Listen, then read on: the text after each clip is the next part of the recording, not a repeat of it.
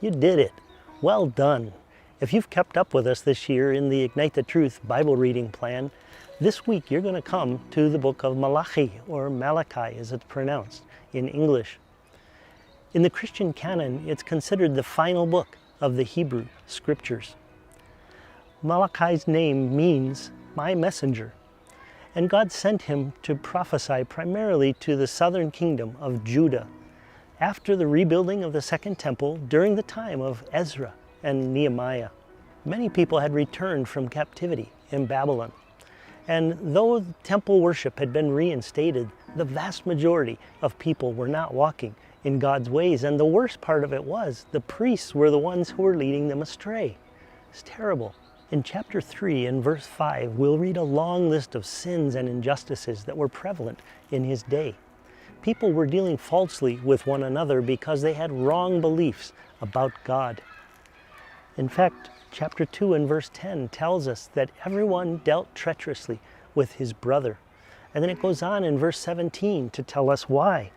It says that people stopped believing in God's righteous justice. Surely, wrong practices are the direct fruit of corrupted beliefs. We need to guard what we believe and make sure that it's true. With the restoration of Judah well underway, many people in Malachi's time began to anticipate the fulfillment of the future Messianic age. In fact, when we read his book with an understanding of that historical context, it leaves the reader waiting for some kind of resolution. And Malachi doesn't disappoint. He tells us that God is going to come and put all things right. In chapter 3 and verse 1, he says, "Behold, I send my messenger, and he will prepare the way before me.